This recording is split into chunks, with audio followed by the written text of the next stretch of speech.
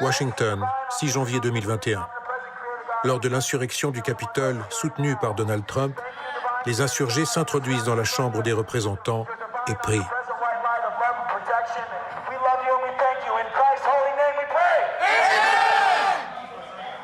Donald Trump n'a pas changé l'Amérique, il a révélé l'Amérique. Il en est de même pour l'évangélisme. Il n'a pas changé l'évangélisme, il nous a juste montré qui nous sommes vraiment.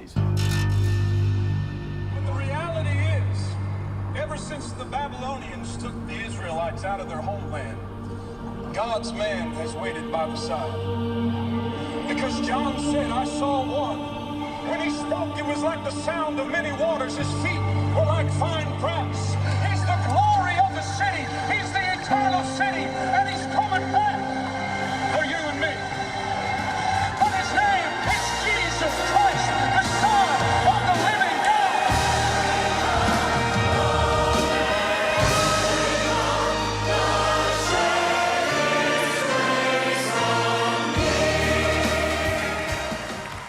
I want to say a word of greeting to somebody who happens to be a friend of mine. He also happens to be the most resilient, the most courageous, the most faith-friendly president in the history of America, President Donald Trump. And President Trump, we love you.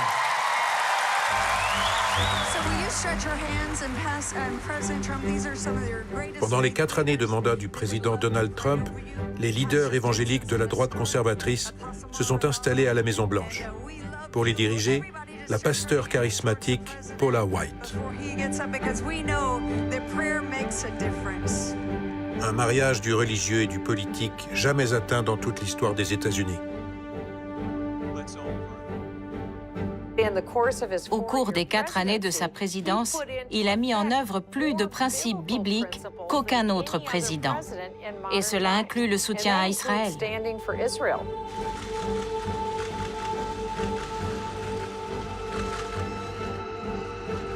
Une de ses toutes premières décisions sera de reconnaître Jérusalem comme capitale d'Israël.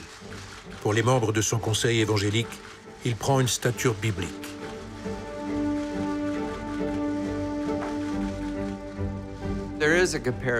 On peut comparer Donald Trump au roi Cyrus, roi persan païen que Dieu a utilisé pour permettre aux Israélites de retourner à Jérusalem. Il est un exemple de la manière dont Dieu utilise un non-croyant pour accomplir ses desseins. Ce 14 mai 2018, Donald Trump n'était pas présent à Jérusalem pour assister à l'inauguration de la nouvelle ambassade des États-Unis. We welcome you officially and for the first time to the Embassy of the United States here in Jerusalem, the capital of Israel. Pour le représenter, sa fille Ivanka et le pasteur Robert Jeffress. And I believe, Father, I speak for every one of us when we say, we thank you every day that you have given us a president who boldly stands on the right side of history. Le plus important pour les évangéliques, c'est qu'il leur a donné 3 juges à la Cour suprême et beaucoup d'autres juges. Il a fait ce qu'ils lui ont demandé de faire. Peu importe sa moralité ou ce qu'il disait, seule sa considération pour les Blancs comptait.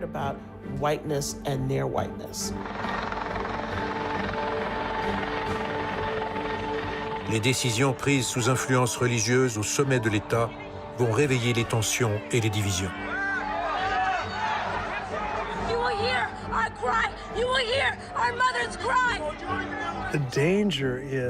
Le danger est que la foi s'associe à certains mouvements politiques. Tout ce nationalisme chrétien cherche à gommer la frontière entre la foi et la politique. En accédant au pouvoir aux États-Unis, le mouvement évangélique a participé au réveil des nationalismes religieux qui provoquent de dangereux bouleversements sociaux, politiques et géopolitiques dans le monde entier.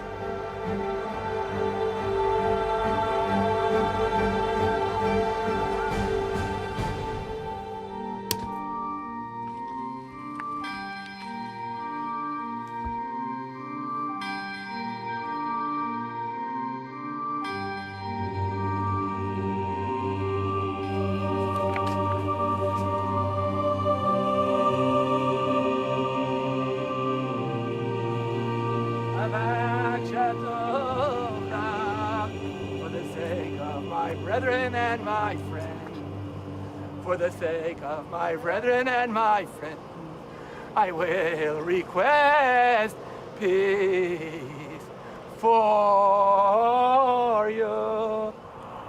And it's a call of C'est un appel à la rédemption pour se reconnecter à la création du monde, se reconnecter à l'alliance dans le Sinaï, se reconnecter à l'entrée sur la terre d'Israël, se reconnecter au royaume de Dieu, se reconnecter à l'annonce du royaume royal de Dieu sur terre.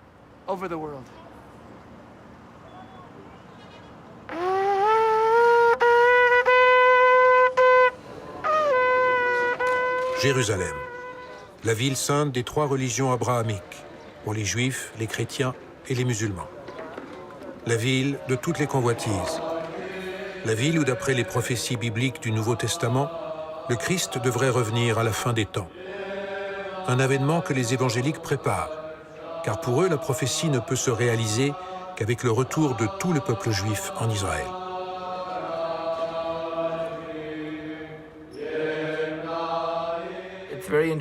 Il est très intéressant de constater que le mouvement évangélique reconnaît que les paroles de la Bible s'accomplissent sous nos yeux. C'est très important parce que, quand la Bible a été écrite, la plupart des nations étaient des adoratrices d'idoles. Et nous voyons que le monde devient monothéiste. La fondation du rabbin Yehuda Glick se bat avec les Juifs et les évangéliques ultra-conservateurs pour la reconstruction du temple de Salomon, détruit à 2 reprises. Ils veulent le reconstruire sur le lieu même où il fut détruit par les Romains au 1er siècle. La Bible dit que Hachem, Dieu Tout-Puissant, choisit le mont du Temple, Sion, comme son trône, son palais. C'est l'endroit qu'il a choisi pour faire reposer sa présence divine dans le monde. Et il dit, notre objectif est de transformer ce lieu en une maison de prière pour toutes les nations. Maintenant, nous voyons le processus de rédemption progresser. Mais aujourd'hui, sur le mont du Temple, s'élève la mosquée Al-Aqsa et le dôme du Rocher, un des 3 lieux les plus sacrés de l'islam. Pour réaliser la prophétie, la mosquée devra être détruite, une éventualité que les musulmans du monde entier refusent. L'islam est une fausse religion. Ce n'est pas du tout déplacé de l'affirmer. L'islam offre une voie différente vers le ciel. Elle ne croit pas au même Dieu. Le Dieu auquel il croit n'avait pas de fils. Le christianisme dit que Dieu a un fils et que c'est Jésus-Christ. Allah du Coran n'est pas Yahvé de la Bible. Ce déni entraîne un rejet du partage des lieux saints. Une position soutenue au niveau politique, à la fois par l'administration Trump et par Benjamin Netanyahou, le Premier ministre et président du Likoud, le parti de la droite conservatrice. Trump est probablement la personne la moins pieuse sur Terre. Mais par opportunisme, il a façonné ses politiques à l'image des évangéliques millénaristes.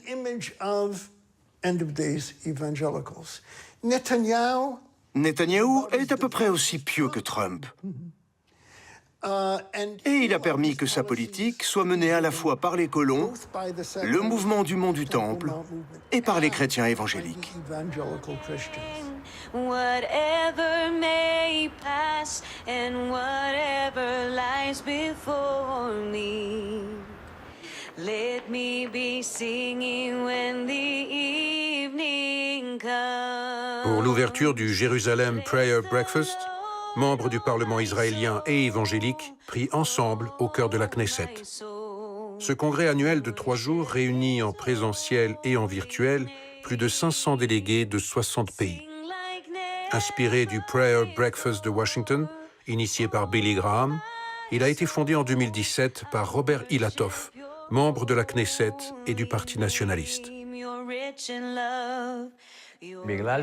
Comme les évangéliques croient en l'Ancien et au Nouveau Testament, ils se croient obligés en termes de théologie et de croyance de soutenir le peuple juif.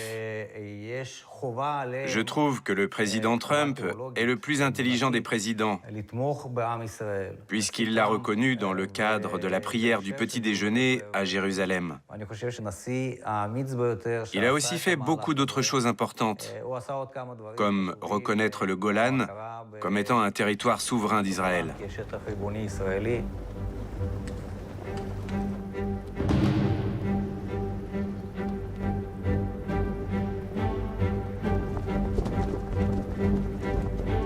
Le 25 mars 2019, le président Donald Trump reconnaît la souveraineté d'Israël sur le plateau du Golan, alors que son annexion pendant la guerre des 6 jours n'a toujours pas été entérinée par la communauté internationale.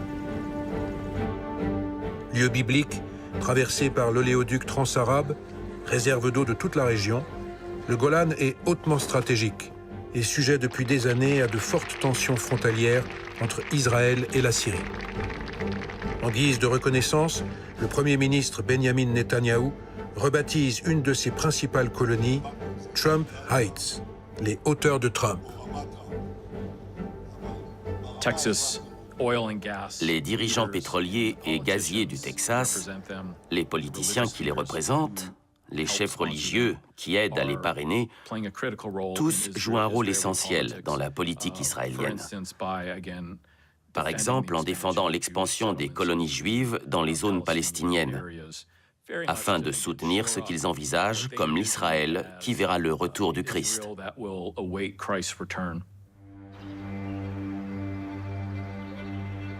L'installation de colonies dans des territoires occupés se poursuit avec l'aide financière des évangéliques.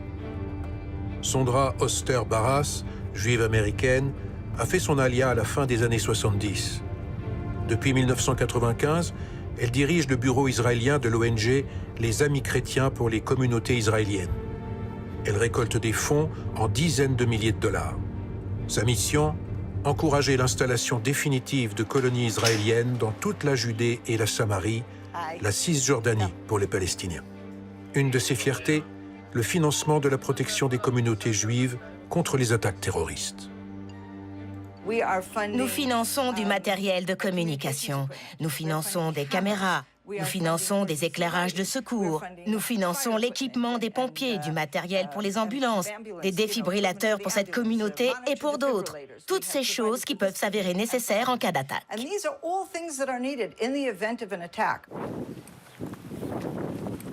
Pour ces donateurs, principalement des évangéliques américains, dont beaucoup de Texans, elle organise des voyages guidés dans les territoires bibliques et des opérations médiatiques, comme planter des arbres. Si elles partagent leurs valeurs morales, à la fois anti-avortement et pro-famille, elles refusent tout prosélytisme qui viserait à convertir les Juifs au christianisme. Je suis très heureuse quand nous avons des Américains pro-israéliens qui font pression sur leur propre gouvernement pour servir les intérêts d'Israël. C'est excellent. Cela ne change pas la politique israélienne, cela change la politique américaine. Voilà toute la différence. Oui, je veux des alliés. Quel pays refuserait de renforcer son alliance avec un pays en particulier? Ce n'est pas aux pays alliés d'essayer d'entrer dans le pays étranger pour y semer le trouble.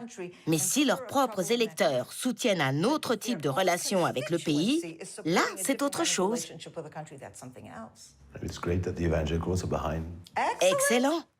Et cela ne durera peut-être pas éternellement, mais tant que ça dure, c'est très bien.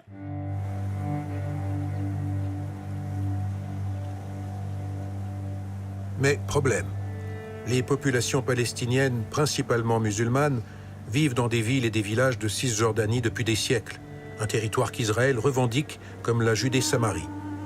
Une présence palestinienne que Sondra, comme beaucoup d'évangéliques de la droite conservatrice américaine, aimerait voir tout simplement disparaître.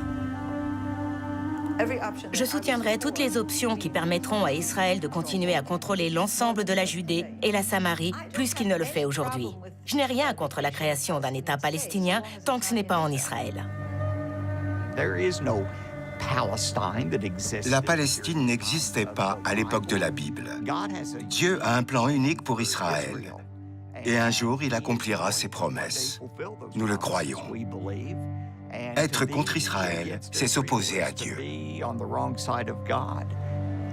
Un déni théologique et historique, utilisé politiquement, dont les Palestiniens subissent les conséquences. À Jérusalem-Est, ils constituent près de 40% de la population et sont régulièrement expropriés de leurs habitats. 30 000 d'entre eux vivent depuis 1967 dans le camp de réfugiés de Choufat, derrière un mur de 9 mètres de haut. Une situation que l'avocat Daniel Siderman, conseiller international lors des accords de Camp David, dénonce depuis 30 ans au sein de son association Jérusalem terrestre.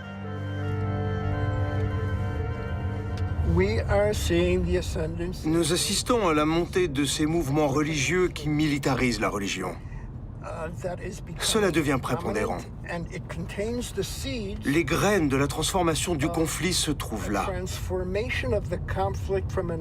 On passe d'un conflit de politique nationale qui peut être résolu à un conflit religieux sans issue. Le djihad, Milchemet Mitzvah, les guerres saintes, la fin du monde, l'avènement du Christ, si possible dans cet ordre. Et après, il ne nous restera plus qu'à faire nos bagages et à rentrer chez nous.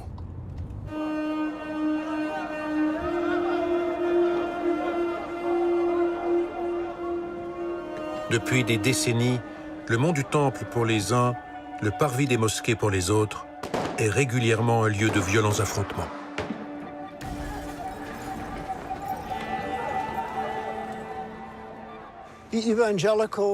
Les évangéliques et Trump ont été dépeints comme les plus grands amis d'Israël. C'est du n'importe quoi. Ils attendent avec impatience l'enlèvement. L'événement au cours duquel les Juifs se verront offrir deux merveilleuses alternatives. Se convertir au christianisme ou brûler en enfer. Merci, mais non merci. J'ai d'autres projets pour mon avenir.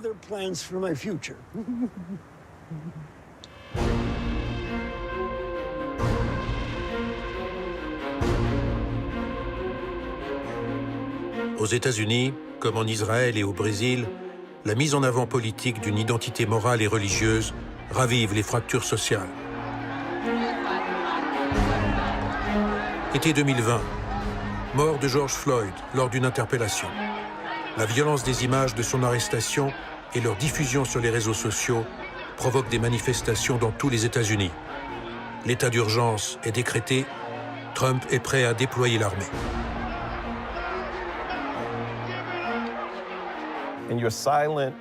Vous êtes resté silencieux quand Michael Brown a été tué à Ferguson.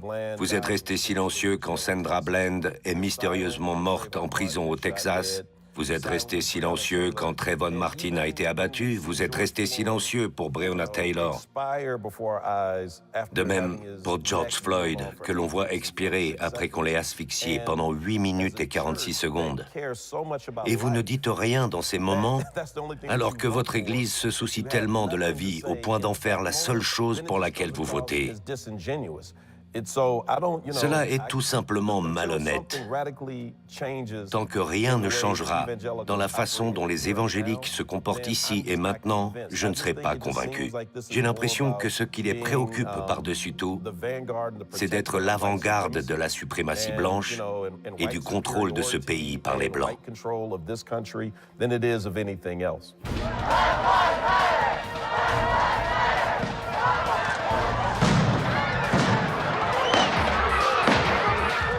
Lorsque le mouvement Black Lives Matter arrive aux portes de la Maison-Blanche, Trump décide de sortir et de répondre, en personne. Donald Trump a interrompu une réunion à la Maison-Blanche.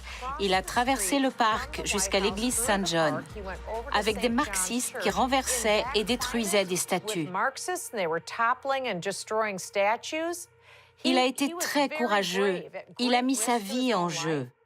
En brandissant la Bible, il disait « Vous ne détruirez pas la parole de Dieu. Quoi qu'il advienne, la parole de Dieu est éternelle. » Une mise en scène qui fait le bonheur de Michelle Bachmann et des évangéliques les plus radicaux. La responsable de l'église Saint-Jean, que le président utilise comme décor, n'a quant à elle jamais été informée de cette opération de communication.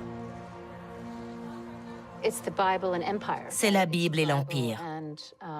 C'est la Bible et la suprématie blanche. C'est ça, l'alliance qui est créée. Il y a des connotations raciales extrêmement dérangeantes dans cette branche du christianisme. Cet après-midi même, j'étais dans l'une de nos églises, sur la colline du Capitole. Le prêtre m'a appelé et m'a dit « Je suis en route. Quelqu'un a attaché une corde avec un nœud de pendu à l'un de nos arbres. » Ils ont choisi un mode d'exécution utilisé pour terroriser les Noirs pendant plus de 100 ans dans ce pays. Une des cicatrices les plus profondes de l'histoire de notre pays. Cette partie de notre psyché américaine a toujours été là. Elle est toujours là. Quand vous la diffusez, que vous lui donnez une couverture morale, avec un président qui l'alimente, and a president who fuels it.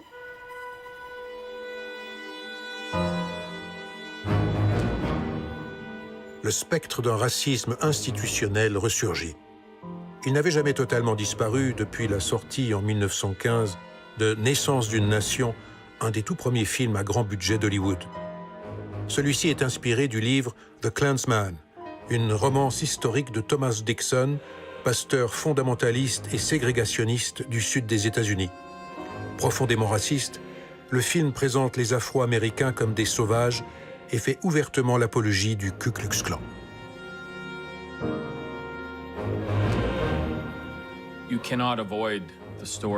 On ne peut pas comprendre l'histoire de la suprématie blanche dans l'Amérique contemporaine sans évoquer le film Naissance d'une nation. Ce film est centré sur l'idée de la cause perdue, qui soutient que la guerre civile a été déclenchée par l'activisme des Africains-Américains et des abolitionnistes pour bouleverser l'ordre naturel des choses.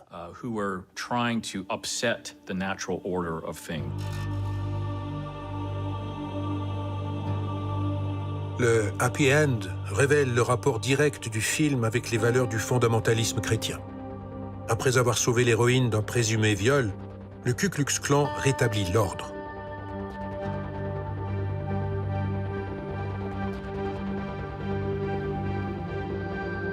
La victime peut enfin célébrer son mariage en bonne compagnie, bénie par le Christ céleste qui s'invite à la fête.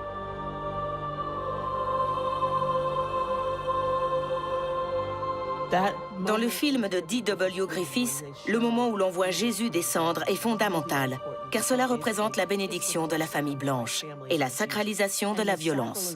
Le message très important qui est transmis, c'est que Jésus soutient la violence nécessaire pour maintenir la famille blanche au pouvoir. À la fin de la présidence de Donald Trump, les 4 mois d'émeutes de Black Lives Matter ravivent le spectre du suprémacisme blanc qui n'a pas disparu avec la fin de la ségrégation. En ressurgissant, il va jouer un rôle décisif dans le déroulement des élections.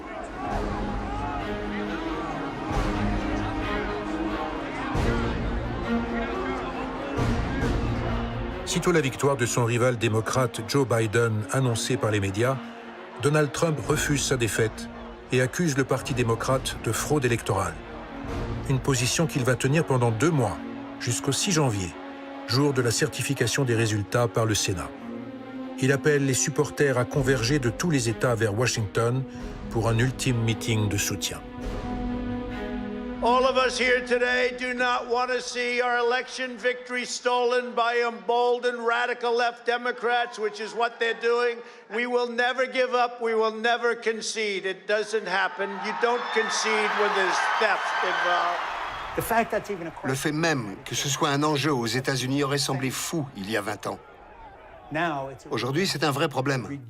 70% des républicains, dont la plupart sont évangéliques, ont rejeté l'élection. Ils ont rejeté la légitimité d'une élection. C'est une première dans l'histoire américaine. Même pendant la guerre civile, L'élection de Lincoln n'a pas été dénoncée comme illégitime. Nous avons encore franchi un pas dans la détérioration de notre corps politique.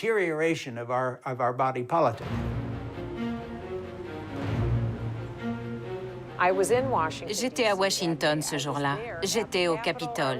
J'y étais pour prier. J'étais avec d'autres chrétiens. Nous avons prié pour la paix des États-Unis, la paix du processus. Les gens présents étaient les plus heureux du monde.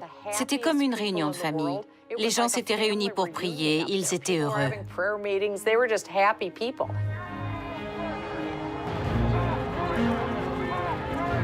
Tous ne se contentent pas de prier. 2500 d'entre eux marchent sur le Capitole. L'insurrection est lancée.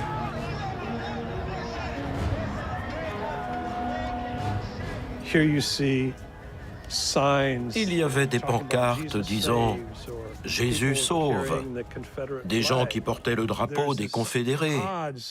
Il y a un amalgame entre ces deux mouvements, la suprématie blanche d'un côté et la droite religieuse de l'autre. Une des raisons à cela est que la droite religieuse n'assume pas encore sa propre part de responsabilité en matière de racisme.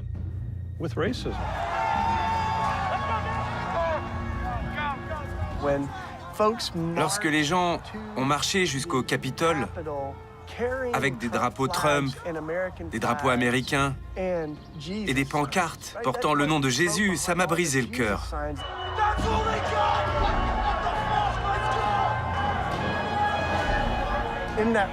Lors de cette émeute, alors qu'ils entrent dans la grande salle du Congrès, vous les entendez prier. Et cela a été très troublant pour beaucoup d'entre nous. Il y avait peut-être des soutiens de Trump parmi ceux qui ont fait irruption dans ce Capitole, mais ils n'en étaient pas les instigateurs. Ce ne sont pas eux qui ont brisé les fenêtres. Pour moi, c'était une émeute planifiée par les Antifa et Black Lives Matter, dans un effort coordonné. Ce n'étaient pas des partisans de Trump. C'est pourquoi c'est un coup d'État, comme en Russie, à Cuba, au Venezuela ou n'importe quel autre pays où les marxistes ont pris le pouvoir. C'est ce qu'ils font. Il n'y a qu'une seule élection. Ils entrent et ils prennent le pouvoir.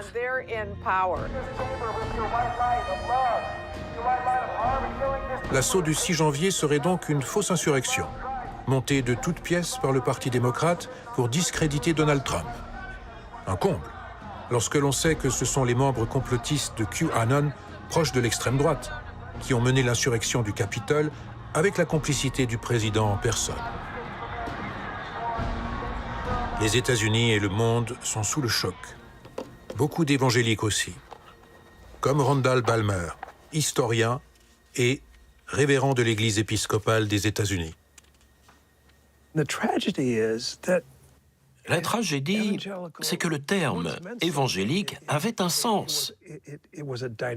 C'était un mouvement dynamique qui s'élevait contre les péchés de la société, qui a dénoncé le racisme et les grandes divisions économiques de notre société. Mais le mouvement a été vidé de tout son sens moral. Le mot est devenu politique.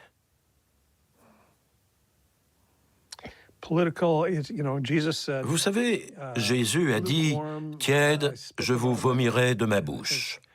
Et je crois que ce n'est pas une mauvaise description de ce qui est arrivé au terme évangélique. Je n'ose pas employer le mot évangélique parce que c'est une expression très particulière de l'évangélisme. Ce n'est pas tout l'évangélisme. Il y a des évangéliques progressistes, des évangéliques pacifistes, il y a des évangéliques antiracistes, mais c'est un bloc puissant, bien financé. Voilà la différence. Par le biais de médias comme Fox News et autres, il avait également accès à un micro ouvert dans tout le pays. Il y a suffisamment de contre-pouvoirs au sein du système américain pour freiner cela, mais c'est une tendance inquiétante pour nous. Et oui, c'est vraiment dur. It's really hard.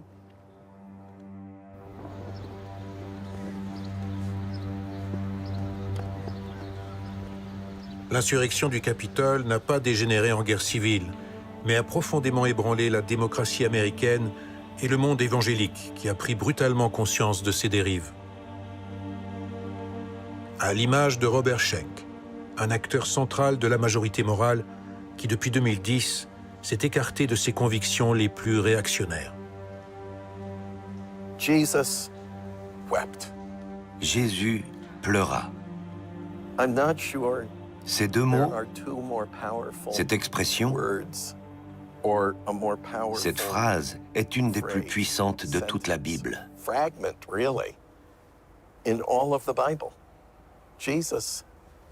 Jésus pleura. Cela implique tellement de choses pour nous.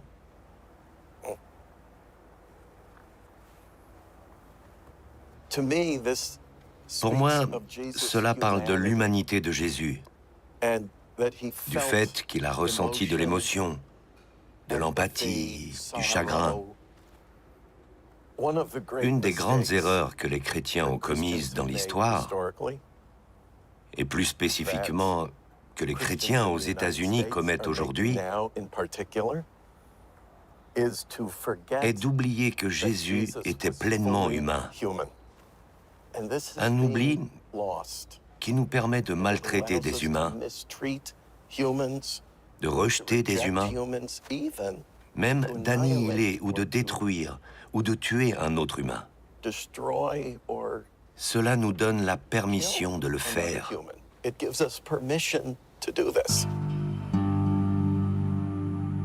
Une violente prise de conscience qui ébranle en profondeur toute une partie du monde évangélique.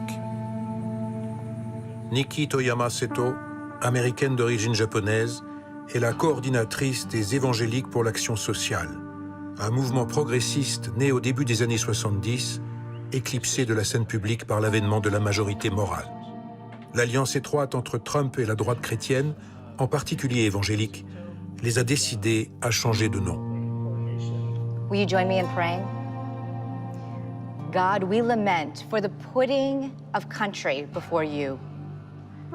We say that that is idolatry.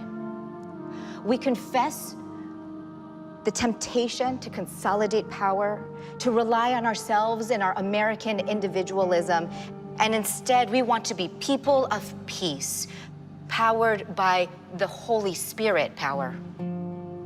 Grant mercy, have mercy on us, Jesus. Amen. Depuis environ 3 ans, nous nous débattons avec le terme évangélique. Depuis 2016, les évangéliques ont été associés au mouvement politique qui soutient Donald Trump.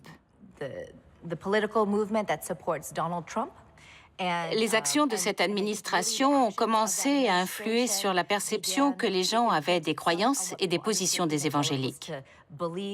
Nous avons pris conscience que le mot évangélique avait une véritable connotation raciale, que évangélique, tel qu'il était couramment utilisé, désignait en réalité les évangéliques blancs.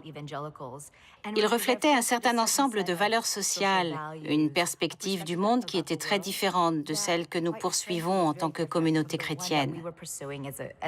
En septembre 2020, nous avons donc décidé de changer notre nom en Chrétiens pour l'Action sociale, comme un acte d'hospitalité.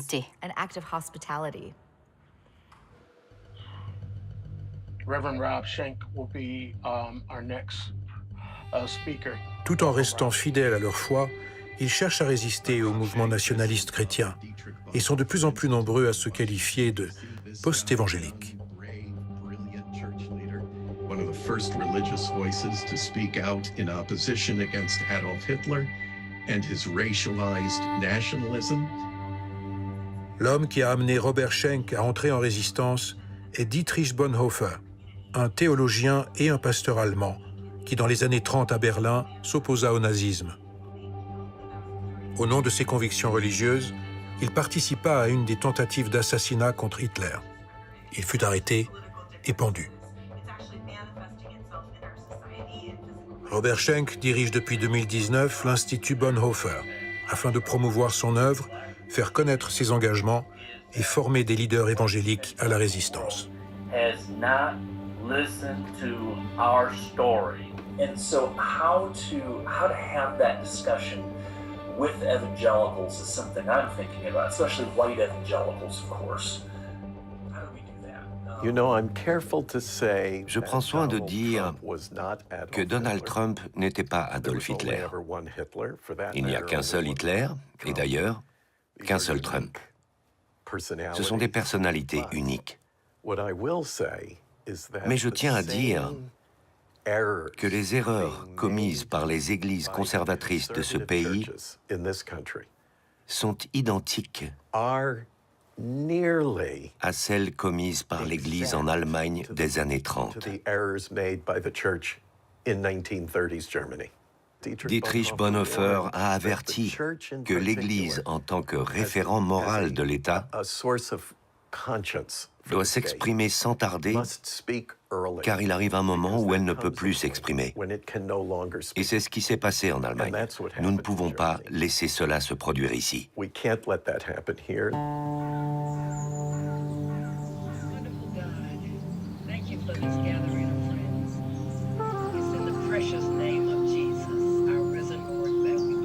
Le prédicateur et activiste Shane Claiborne fait aussi partie de ce cercle de résistance. Ensemble, ils élaborent la déclaration des chrétiens contre le nationalisme chrétien. Pendant la guerre en Irak, Shane Claiborne s'est engagé avec les Christian Peacemaker Teams, une ONG écuménique internationale et pacifiste. Aujourd'hui, il lutte contre les conséquences du deuxième amendement de la Constitution, celui qui garantit à tout citoyen le droit de détenir des armes, même de guerre. Un droit défendu bec et ongle par les nationalistes chrétiens. Shane Claiborne a mis en place un réseau de forgerons dans tout le pays qui récupèrent les armes de ceux qui veulent s'en séparer. Il les transforme en croix, en cœurs et en outils de jardin.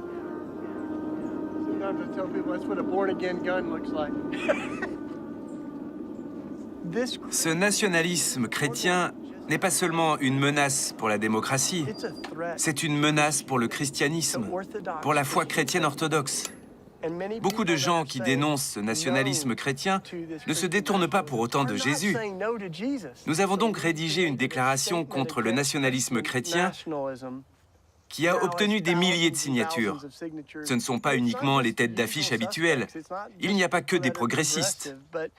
Il ne s'agit pas seulement de division politique entre la gauche et la droite, mais entre ce qui est juste et faux. La déclaration des chrétiens contre le nationalisme chrétien recueille des milliers de signatures à travers le monde. Mais il aura fallu attendre la fin du mandat de Donald Trump pour que l'Alliance évangélique mondiale condamne enfin la montée du nationalisme chrétien et ses liens avec les partis d'extrême droite. Les religions doivent s'opposer de manière beaucoup plus explicite contre les abus.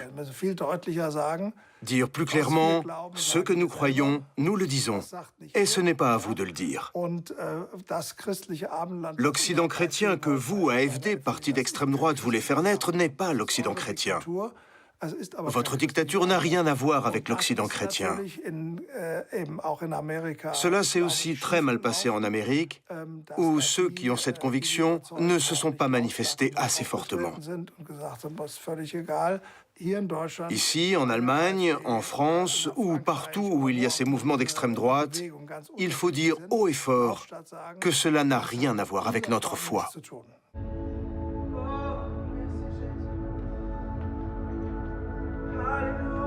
Pensé par son pasteur et principal fondateur Yvan Carluet, l'espace Grand Paris est inauguré en 2021 en tant que centre socio-culturel. Tous les week-ends, l'église Martin Luther King loue son auditorium, où chaque dimanche, Yvan Carluet conduit 2 célébrations.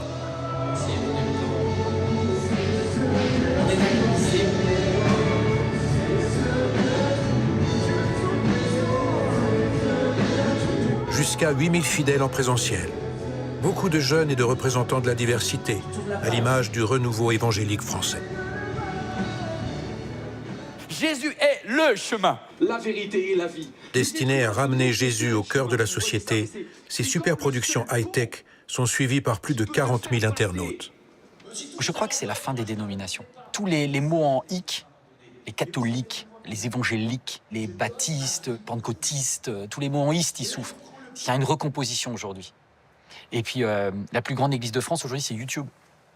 Voilà. Quand je regarde, combien il y a de catholiques? Combien il y a d'évangéliques? Moi, je dirais, je pense qu'il doit y avoir un bon tiers de catholiques, un bon tiers d'évangéliques et un bon tiers de... je sais pas trop. Et c'est pour ça que ça se recompose, en fait. Et ça se recompose sur Christ, une parole qui nous accueille et qui nous transforme. Samuel Pruvot, je vais le présenter. Certains dimanches après-midi, la célébration se transforme en débat filmé, retransmis sur Internet. C'est le MLK+. En vedette aujourd'hui, Christine Kelly. Si un jour on m'avait dit que j'interviewerais Christine Kelly, j'aurais dit le monde a changé. Journaliste, elle est devenue une star en animant Face à l'info, l'émission phare de la chaîne d'information CNews appartenant au groupe Bolloré. Pendant 3 ans, elle a partagé le plateau avec le polémiste Éric Zemmour. Évangélique, Christine Kelly est invitée à témoigner de sa foi personnelle. Raconte-nous en quelques mots, qu'est-ce qui t'a amené ici? Je suis venue pour témoigner de la puissance de Dieu. Je me suis complètement effacée derrière Dieu et je l'ai laissé piloter, tout piloter. Et chaque soir, jusqu'à aujourd'hui, avant l'émission, je suis à genoux dans les toilettes. Si j'ai oublié, je me mets à genoux en plein plateau. Et vous parlez justement du témoignage de la foi. On est choqués tous les deux là, on est choqués. Les autres aussi, c'est merveilleux. On est là pour briller pour Jésus, mais on n'est pas là pour imposer par de la politique la foi chrétienne. J'y crois pas du tout. Le chrétien peut faire de la politique à titre individuel, etc. Mais le jour où il pense qu'il va établir à lui tout seul le royaume de Dieu sur la terre, là, on est mal. Je vous libère. Waouh. Est-ce qu'on peut faire une ovation pour Samuel et pour Christine? Bon retour.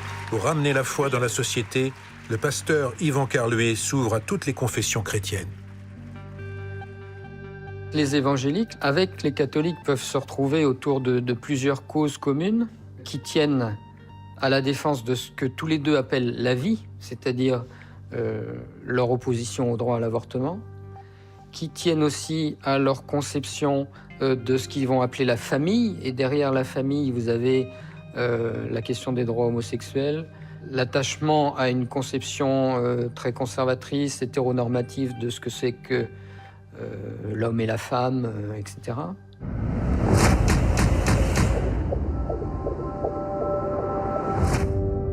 En France, c'est le groupe Canal+, racheté par le fervent catholique et milliardaire Vincent Bolloré, qui fait la promotion des valeurs de la droite conservatrice chrétienne.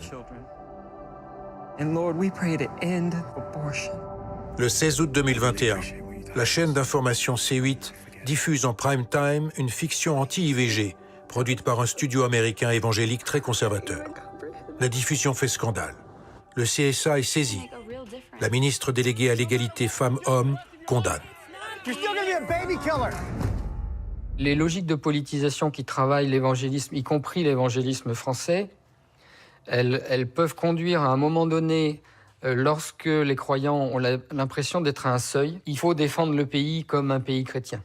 Il y a cette sensation qu'on est à un moment décisif où il ne faut plus faire dans le détail. Nous avons le sentiment que depuis le vote de cette loi, nous sommes devenus une catégorie de citoyens à surveiller. Pensez-vous de votre côté que cette loi puisse être amendée pour respecter le comportement des communautés chrétiennes? Pour le pasteur Thierry Le Gall, directeur du service pastoral évangélique auprès des parlementaires, le seuil de tolérance des chrétiens est atteint. Membre du Conseil national des évangéliques de France, il rencontre aujourd'hui le sénateur Bernard Fournier, catholique pratiquant, pour parler de la loi séparatisme adoptée en 2021 et qui, d'après lui, transformerait la laïcité de tolérance en laïcité de combat. En tout cas, moi, je me pose beaucoup de questions et je suis inquiet. Quand je vois les réactions, par exemple, concernant la fin de vie, on nous fait comprendre que c'est naturel, que c'est c'est la mode, que c'est l'évolution. Hein, on peut décider de mettre fin à sa vie. Alors que pour nous, c'est tout à fait contraire à nos valeurs. Hein. L'avortement, c'est la même chose.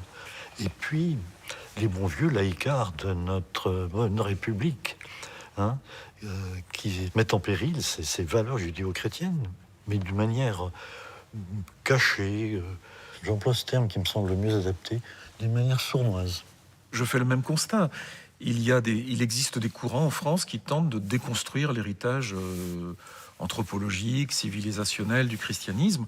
Et comme le dit le monsieur sénateur, oui, effectivement, il existe depuis des dizaines d'années des courants qui tentent de déconstruire cet héritage du christianisme, oui, clairement.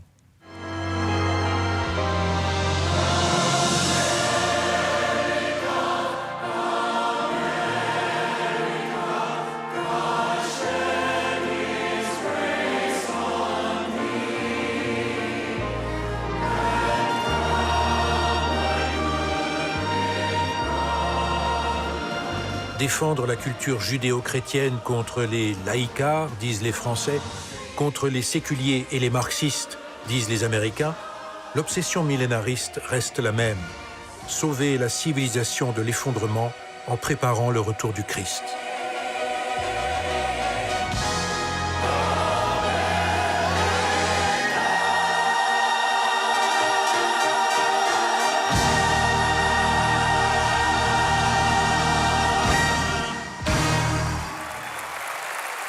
Join me in welcoming our great Christian, our great American, our great friend of First Baptist Church Dallas, Mike Pence. Pendant toute la présidence de Trump, Mike Pence s'est défini d'abord comme chrétien, puis comme patriote, enfin comme républicain. Beaucoup voient en lui leur futur candidat à la Maison-Blanche. It is good to be back in church. And to celebrate freedom also means standing with our allies, with freedom-loving people around the world. Les apôtres vous disent à la fois Trump est l'élu de Dieu, c'est Dieu qui nous l'envoie, c'est l'homme providentiel, et simultanément ils vous disent mais après Trump, il y en aura un autre. Et si on voulait en avoir un autre tout de suite, je pense que Mike Pence ferait parfaitement le boulot, parce que pour le coup, Mike Pence, c'est le pur produit de 2 générations de droite chrétienne qui noyautent le Parti républicain américain.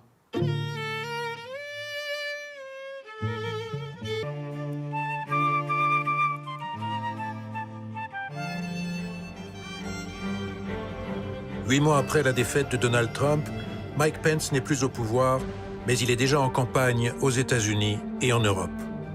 Le voici invité à Budapest pour un sommet sur la famille et la démographie, organisé par Viktor Orban, le Premier ministre hongrois, fer de lance de l'extrême droite européenne.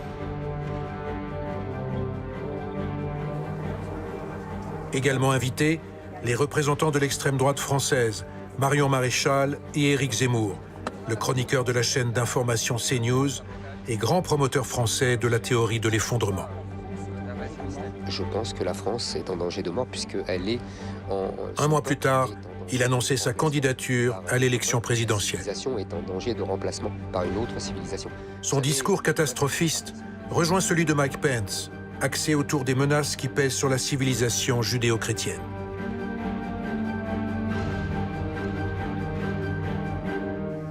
And finally, we see a crisis that brings us here today. A crisis that strikes at the very heart of civilization itself. The erosion of the nuclear family, marked by declining marriage rates, rising divorce, widespread abortion, and plummeting birth rates. Strong families make strong communities, and strong communities make strong nations. Avec Mike Pence, Viktor Orban réunit autour de lui les dirigeants de la droite nationaliste européenne, les présidents serbes, slovènes, polonais, de Bosnie-Herzégovine et le Premier ministre tchèque, tous unis sous la bannière des théories apocalyptiques du grand remplacement. Le combat que ces dirigeants mènent avec le mouvement nationaliste européen au nom de la civilisation judéo-chrétienne n'est pas religieux, mais identitaire.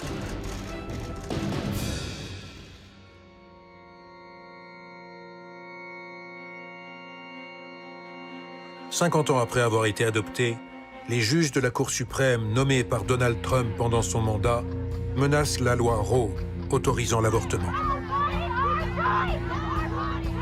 La contraception, le droit des homosexuels, le mariage pour tous, la liberté de croyance et de culte, le droit des étrangers sont dans le collimateur des nationalismes religieux dans le monde.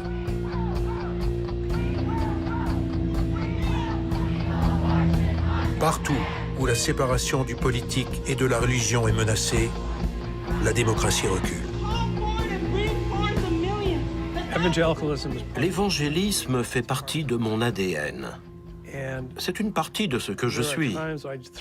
Par moments, je lève les bras au ciel en disant « Ces gens sont des hérétiques, ce sont des pécheurs. » Et pourtant, en tant que personne qui croit en l'Évangile, en tant que personne qui croit au Nouveau Testament, je lis que Jésus a ressuscité Lazare des morts, même après que son corps ait commencé à se décomposer. Et si Jésus peut faire ça, je pense que Jésus peut sauver l'évangélisme.